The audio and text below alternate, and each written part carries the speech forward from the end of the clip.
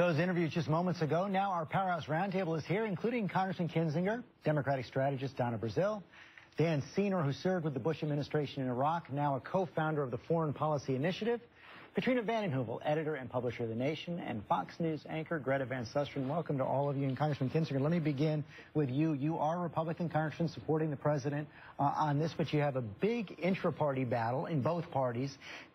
The president doesn't have the votes now. Can he get them? Is he making the right case?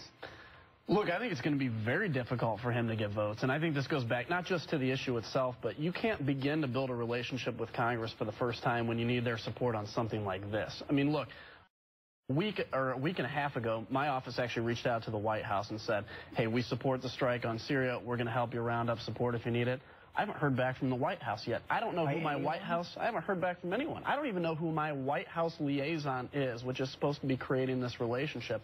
So now we find ourselves in a situation where I think the president has made the decision correctly that the cost of using chemical weapons should far exceed the benefit that anybody gains from it, and he's trying to build a relationship with Congress, and there's a trust deficit. Meanwhile, down in Brazil, he's also having trouble with members of his own party. Lots of Democrats in the House especially saying we don't want to go along with the president. Can he turn it around? And the same question, what must he do to turn it around? Well, the president has to give a very forceful speech. You know, the Bible says, if the trumpet makes an uncertain sound, who shall prepare himself for battle?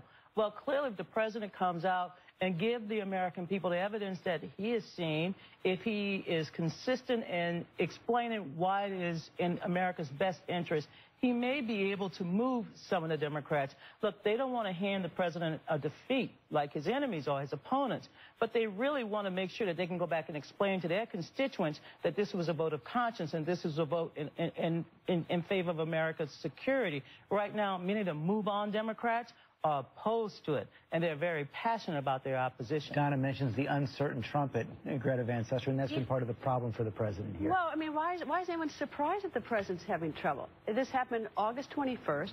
He's been seen on the golf course.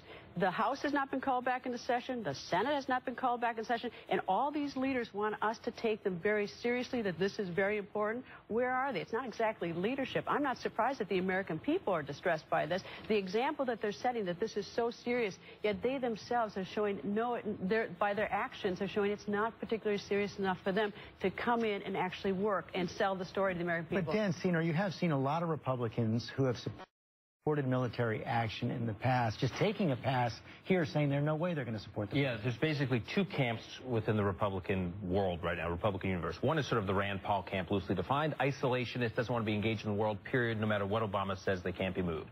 There's another camp, like you said, the one you cited, which has been supportive of engagement in the world, but they say they don't trust Obama, they don't have confidence in him, they don't think he's competent.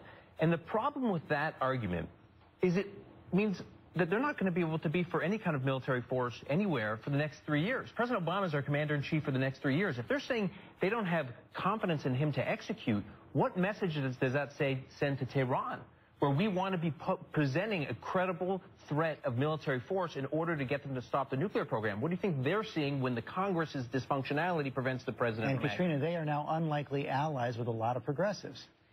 They are. But, you know, let me just step back for a moment. I think ultimately any resolution of the human catastrophe in Syria, the sectarian civil war, is going to demand a political solution. And I think the president in these next days is waging an intensive campaign to launch military strikes when this country is being presented with a false choice. It's not bombs or nothing. Forceful diplomacy at this stage, in my mind, is more important than force. Don't you need the threat of force behind that? I think you need to deal with the human catastrophe in Syria, not by bombing, but by alleviating the misery of 2 million refugees, by not launching, quote, surgical strikes, which may lead to more civilian casualties, and not emboldening a resistance, which may now feel America has come in on its side, and who knows who the rebels are, and it will make it harder to negotiate. But I will say the most important thing is after America's been at war continuously since 2011.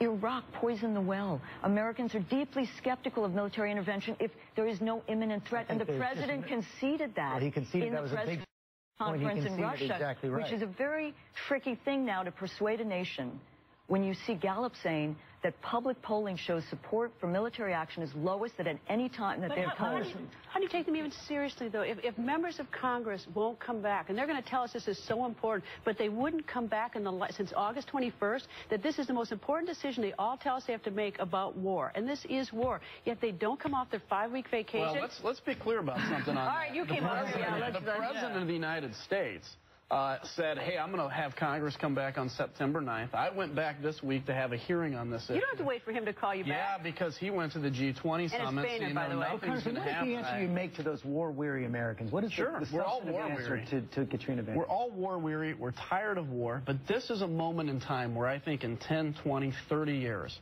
the history books are going to say this was a redefining moment in world history.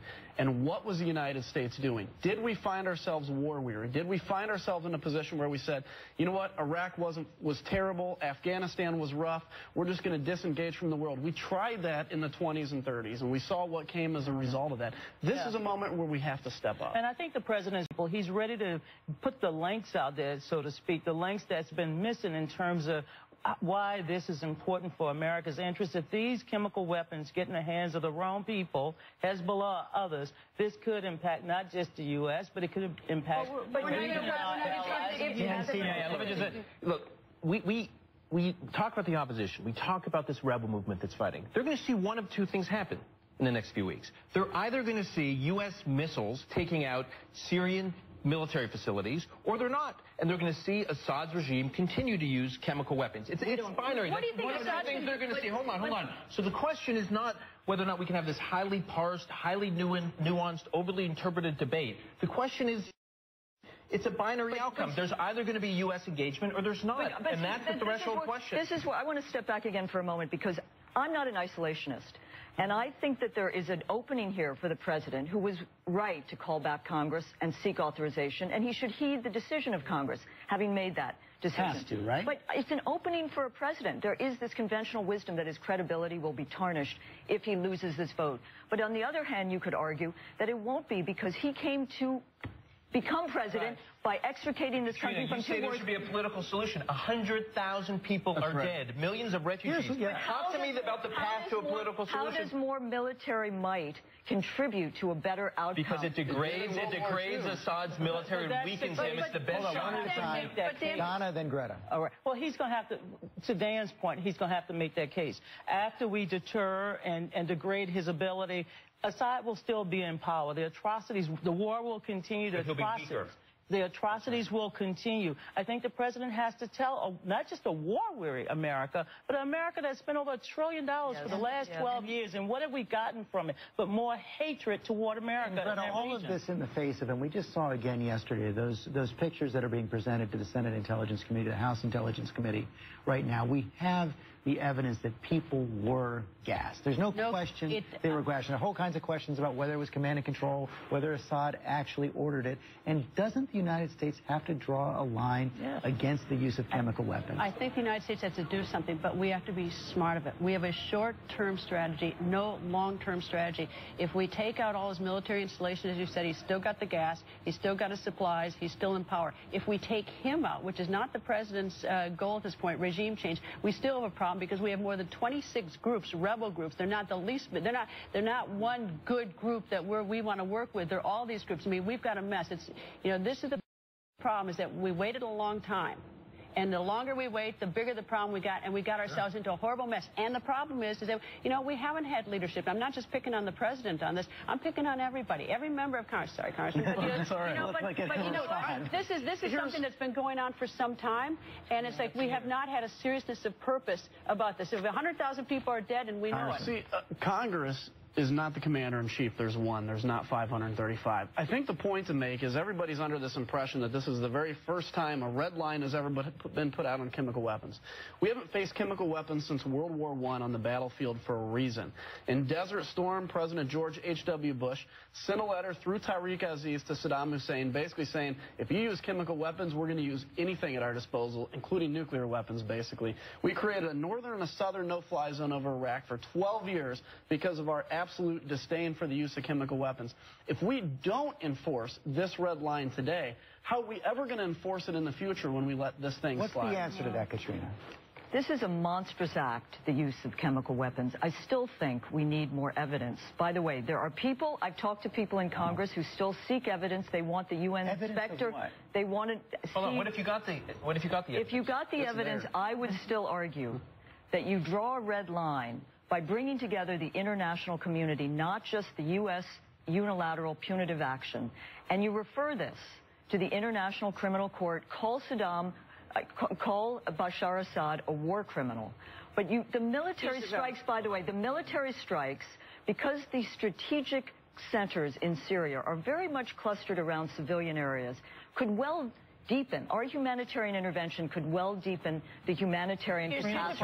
The administration will say. And by the way, we should be cautious in condemning, because we have been complicit in use of chemical weapons as well. The key thing is to ensure abiding by the Chemical Weapons Convention. Senator Manchin, interestingly, in the Senate, has a piece of legislation which calls 45 days for Bashar Assad to join the Chemical Weapons Convention. In the meantime, the president to assemble an international coalition to destroy Assad's new chemical weapons and to stop proliferation. Criminal court. Look, you say you want a political solution. I mean, the administration will say, if you take Assad to the International Criminal Court, of which we're not a member, do you think there's any way he's going to voluntarily leave power? There's no political solution where he says, I'm going to leave power and then I'm going to be subject to the International Criminal Court. The one thing we have not tried, Katrina, the one thing we've not tried is to use military pressure on Assad. I have to step in here. We're out of time. Enforce the norms non-militarily. I just have a quick question for everybody. It's a yes or no, 2 yes or no questions. Number one, does this pass the Congress? Does the president act if it doesn't? It passes the Senate. I don't feel confident about the House, and I encourage the president to act regardless. I don't think he will. I think it may pass the Senate, will not pass the House, and I think, as I said earlier, that the president was right in bringing the decision to Congress, and he should heed that decision, and his legacy will be strong for it. I think that I agree with them that pass the Senate, not the House. The president said in 2007 to the Boston Globe that that he should go to Congress when he was a candidate, and I agree that he did the right thing. I don't think he can act. This is not imminent in light of what he has said so far. I don't think it passes the House. I'd encourage all of my colleagues on either side of the aisle, put politics aside on this one. This is about Team America. This is about moving together as one and doing the right thing. I totally agree with the Congressman, but I don't believe it passes the House. I'm a creature of that institution, and they are not going to go with it. I think you all are all probably right, but I think there's some hope it still passes, but the president can't act if it doesn't. Thank you all very much. Up next on ABC.